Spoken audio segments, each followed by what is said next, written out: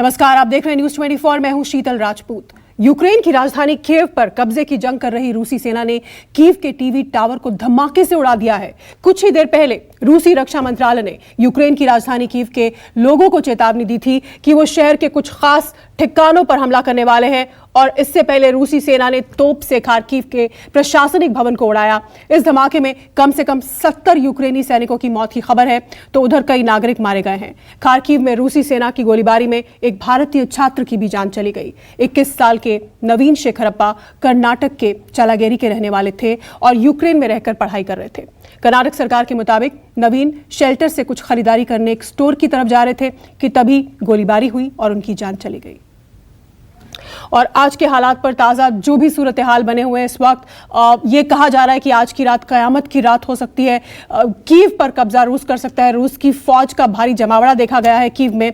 तो इस सब पर बात करने के लिए हमारे साथ हमारा खास पैनल जुड़ गया है। Lieutenant general retired Rajiv Bhalla मेरे साथ हैं, वीबी सोनी पूर्व राजनयिक हमारे साथ हैं और चित्रांश गुप्ता हमारे साथ एक भारतीय छात्र यूक्रेन से इस वक्त सीधे जुड़े हुए हैं। मैं सबसे पहले चित्रांश के पास चलूंगी क्योंकि हम सभी जानते हैं कि किन हालात में इस वक्त जो लोग वहां फंसे हैं, भारतीय वहां फंसे हैं, वो हैं किस कदर मुश्किल हालात में वो हैं। चित्रांश, इस वक्त आप कहां पर हैं और किस तरह की व्यवस्था है वहां आपकी सुरक्षा के लिए?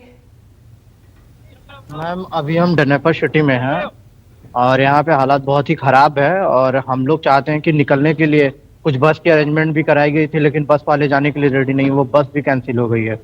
और अभी हम लोग मतलब यूं ही बैग लेकर आके खड़े थे कि इतने बजे तक बस आएगी, लेकिन बस तब पता चलता है कि कैंसिल हो गई है। आज यहाँ पे 6 बजे से कर्फ्यू भी लग गए हैं। और आप यहाँ से किस तरफ जाने की कोशिश में कर रहे हैं? रोमानिया या फिर हंगरी, कोई भी बॉर्डर पे जहाँ तक जाती वहां तक हम लोग जाने के लिए रेडी थे। तो आपके लिए ये इंतजाम भारतीय दूतावास के अधिकारियों की ओर से किया गया है? नहीं, आपने खुद से किया है? खुद से किए थे जी। तो आप कितने छात्र हैं इस वक्त जो बॉर्डर की तरफ जाने की कोशिश कर रहे हैं? यहाँ पे अभी 60-70 लोग बचे हुए हैं, जो कि अब बस से कैंसिल हो गई। हम लोग को कोई भी ऑप्शन नहीं मिल रहा है जाने के लिए। आप कीव से कितना दूर है? 600 किलोमीटर मैम। 600 किलोमीटर, तो ये काफी दूर है क्योंकि ये कहा जा रहा है कि आज की रात कीव पर हमला तेज हो सकता है, शायद रूसी फौज कब्जा कर ले कीव पर। ये बताइए कि आपके शहर में कैसे हालात हैं इस वक्त? मैम, अभी तो नॉर्मल है, ठीक है सिचुएशन। यहाँ पे अभी कुछ ऐसा हो नहीं रहा एक्टिविटीज। जी। तो किस तरह के इंतजाम वहाँ स्थानीय प्रशासन ने किए हैं? आपको स्थानीय प्रशासन से कितना सहयोग मिल रहा है? बंकर्स वगैरह बने हुए हैं क्या? सुपरमार्केट्स में सामान अवेलेबल है? मैम, पिछले 2 दिन से हम लोग तो ऐसा कोई सुपरमार्केट नहीं गए। हम लोग बंकर और हॉस्टल में ही जाते हैं। अगर सायरन बजता है तो हम लोग सीधा जाते हैं बंकर में। और चित्रांश, आपसे अनुरोध है कि आप फोन जो है थोड़ा सा ऊपर अपने तरफ लाएं क्योंकि आपका चेहरा जो है वो छिप रहा है। थोड़ा या तो फोन से थोड़ा दूर जाए। हाँ, अब हम आपको देख पा रहे हैं। भारत में लोग अब आपको देख पा रहे हैं। जी, आप अपनी बात पूरी कीजिए। थोड़ा कैमरा अपने से दूर। हाँ, ऐसे।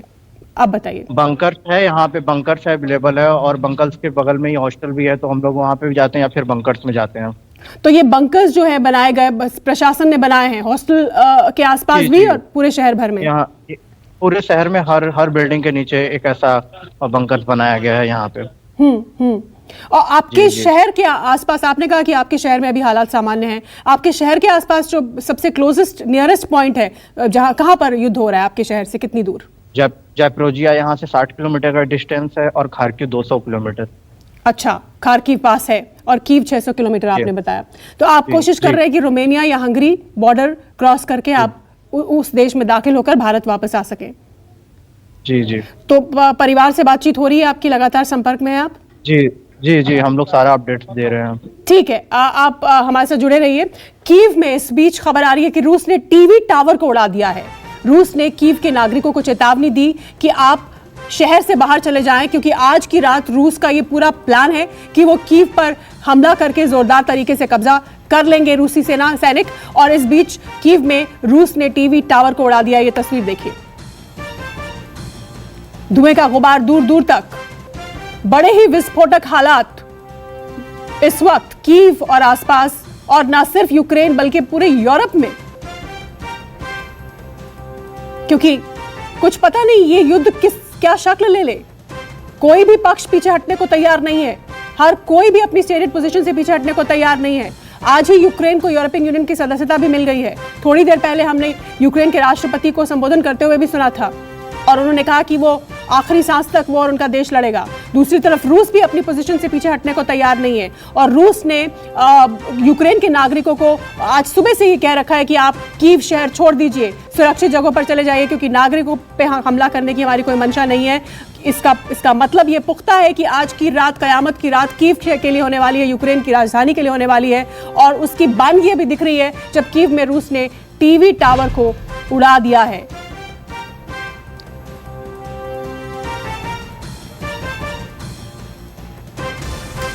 और एक और बड़ी खबर इस वक्त, जंग के मैदान से फ्रांस ने 500 सैनिकों को रोमानिया भेजा। यूक्रेन का पड़ोसी मुल्क रोमानिया जहां पहुंचे फ्रांसीसी सैनिकों की पहली तस्वीर आई है। 500 सैनिकों को, यानी फुट सोल्जर्स को, यानी ऑन ग्राउंड ट्रूप्स को फ्रांस ने रोमानिया भेजा है। कल ही हम देख रहे थे कि पुतिन और फ्रांस के राष्ट्रपति की बात हो रही थी, इमैनुअल मैक्रों की, और उसमें पुतिन ने बताया था कि यह गलत है, हमारे खिलाफ जो कार्रवाई कर रहा है पश्चिम, ये ठीक नहीं है। दोनों के बीच में बातचीत भी काफी तल्ख अंदाज में, पुतिन के तेवर काफी तल्ख थे। और इस सब के बीच में यह खबर आ रही है कि रोमानिया पहुंचे फ्रांसीसी सैनिक 500 के आसपास की तादाद में। रोमानिया में फ्रांस ने अपने सैनिकों को तैनात कर दिया है। और ब्रिटिश प्रधानमंत्री का भी इस बीच बयान आया है कि यूक्रेन में रूसी सेना से हम नहीं लड़ेंगे।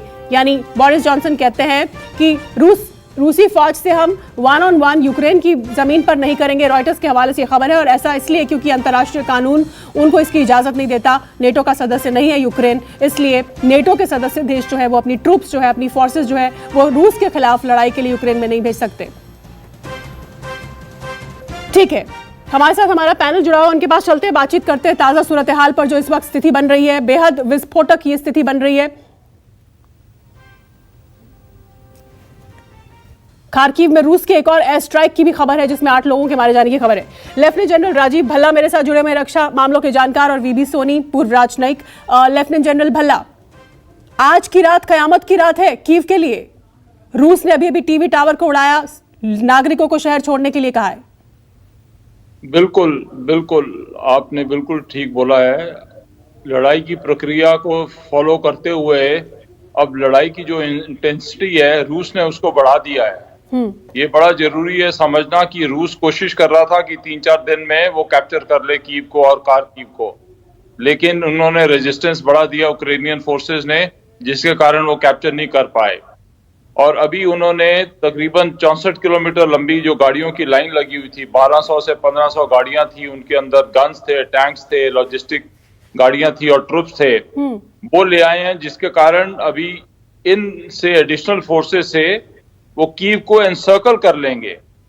और एनसर्कल करने से उन्होंने बोला सिविलियंस पूरे चले जाएं। और बड़े टीवी में आ रहा था जनरल भल्ला, ये देखिए, अगर आप टीवी पे देख पा रहे हो, ये देखिए ये टीवी टावर जो है कीव का, वो उसे उड़ा दिया है रूसी फौज ने। उन्होंने कार्रवाई शुरू कर दी है। वो एनसर्कल करने के बाद वो स्ट्रैंगुलेट करेंगे इनको, ताकि इनकी जो एक एक चीज है टीवी टावर से इनका आपस में मिलाप टूट जाए। कमांड एंड कंट्रोल के जो एलिमेंट्स हैं उनके ऊपर फायर करेंगे। जो पानी की लाइनें हैं, बिजली की लाइनें हैं, पानी के स्टोरेज हैं, खाने के स्टोरेज हैं, उनके ऊपर फायर करके, ताकि इनको तंग हो जाए, इनको कोई सामान नहीं मिले, आपस में इनका मिलाप नहीं हो। और फिर धीरे धीरे अर्बन वॉरफेयर करते हुए शहर के अंदर ये उनको नकारा करना चाहते हैं ताकि इनको कामयाबी मिले। लेकिन एक तरह से कीव पे अगर कब्जा कर लिया तो मतलब फिर तो यूक्रेन पर रूस का कब्जा हो गया, राजधानी। सारी पॉलिटिकल लीडरशिप कीव में बैठी है, बिल्कुल। सारे कमांडर्स जो होंगे, सीनियर ऑफिसर्स होंगे, वो सारे कीव में बैठे हैं। अगर वो गिर जाएंगे, कब्जे में आ जाएंगे, तो बाकी फोर्सेस जो हैं वो अपने आप सरेंडर कर देंगी। इसलिए कीव पे सबसे ज्यादा जोर डाला हुआ है रूस ने। ठीक, हमारे साथ हमारे दूसरे मेहमान भी जुड़े हुए हैं, उनके पास में चलती हूँ, राजनयिक हैं। डिप्लोमेसी अब क्या कहती है, क्योंकि देखिए सोनी साहब यूरोपियन यूनियन का सदस्य बन गया अभी आज शाम यूक्रेन, लेकिन फौज नहीं भेज सकते यूरोपियन यूनियन के देश भी, क्योंकि नेटो का सदस्य वो नहीं है। ऐसे में आज की रात अगर रूस ने कीव पर कब्जा कर लिया तो फिर यूरोपियन यूनियन की सदस्यता हो या आर्थिक प्रतिबंध हो या असलहा, हम इतने ट्रूप्स रोमानिया भेज देंगे, इतने वहां भेज देंगे, उसका कोई फर्क पड़ने वाला नहीं है। Ukraine will fall. जनरल साहब ने बिल्कुल ठीक बात कही है। ये लास्ट स्टेज है क्योंकि जो उन्होंने रेजिस्टेंस कल दिखाई थी उसके बाद लग रहा था कि 3-4 दिन और लगेंगे, लेकिन अब उन्होंने अपने इरादे बिल्कुल सही कर दिए हैं। कितने सारे शहर को एनसर्कल करने के बाद टारगेट कर रहे हैं। कौन सा टारगेट? जो कि बड़े विजिबल टारगेट है, उसका सिग्निफिकेंट पॉलिटिकल सिग्निफिकेंस है। कुछ बिल्डिंग्स हो जो कि एडमिनिस्ट्रेटिव बिल्डिंग्स में भी टारगेट किया है, तो इससे मोरल उनका जो है मनोबल उनको नीचे गिराने का है और खलबली भी बचेगी कि कहीं से हम इंटरकनेक्टिविटी नहीं आ रही है, कमांड ऊपर से नहीं आ रहा है, डायरेक्शंस ऊपर से नहीं आ रही हैं, तो क्या करें हम? ऐसे में इसमें खलबली होगी और उस खलबली में डिसीजन मेकिंग खत्म हो जाएगी, तो इसलिए उनके अंदर इंटीग्रेशन की भी प्रॉब्लम हो जाएगी। लेकिन ऐसा भी कहा जा रहा है साहनी साहब कि ज़ेलेंस्की, रूस ये दावा करता आ रहा है कि ज़ेलेंस्की कीव छोड़कर जा चुके हैं, कीव में नहीं है, और अगर वो कीव में होते तो फिर तो उनकी भी खुदाई उनका खैर है करेगा, लेकिन अगर वो कीव में नहीं है तो कीव के बाहर से वो ये जंग जो है जैसे भी सैद्धांतिक तौर पर चला सकते हैं। ये पता नहीं कि है या नहीं, जहां भी होंगे कोई सीक्रेट जगह पे जहां से भी होंगे, लेकिन वो इनएक्टिव हो गए ना, उनके पास आप रेफर नहीं कर सकते उनको, तो इसलिए उनके एब्सेंस में कौन डिफेंस मिनिस्टर कमांड ले लेगा या कौन लेगा, ये चीजें बहुत जरूरी हैं। और सिविलियन तो है ही नहीं, तो अब तो डिफेंस सारा अपने कंट्रोल में रखना चाहेगी, ताकि वो उनके पास थोड़ा सा ज्यादा एक्सपीरियंस है इनको हैंडल करने का। तो ये रात आज की कहर की रात है, कहर की रात, कयामत की रात। आपका हमारे साथ जुड़ने के लिए, बातचीत के लिए बहुत बहुत धन्यवाद, और साथ ही जनरल साहब आपका भी बहुत बहुत धन्यवाद। तो आज की रात यूक्रेन के लिए कयामत की रात है, और इस सबके बीच में बड़ा सवाल, यक्ष प्रश्न, क्या ज़ेलेंस्की कीव में है? कहा जा रहा है कि वो कीव में नहीं है, कीव के बाहर है, लेकिन अगर कीव पर रूस ने कब्जा कर लिया तो फिर ज़ेलेंस्की बाहर जहां कहीं भी होंगे, क्या वो कुछ कर पाएंगे? और जो उनके दोस्त हैं, यूरोपीय दोस्त या अमेरिका, वो किस कदर मदद कर पाएंगे इस स्थिति में, ये देखना दिलचस्प होगा। नमस्कार, मैं हूं मानक गुप्ता। अगर आपको हमारा ये वीडियो पसंद आया हो तो इसे लाइक और शेयर जरूर करें, और हाँ, हमें सब्सक्राइब और फॉलो करना ना भूलें, ताकि आप देश और दुनिया की कोई खबर मिस ना करें। तो जुड़े रहिए हमारे साथ और देखते रहिए न्यूज़ 24।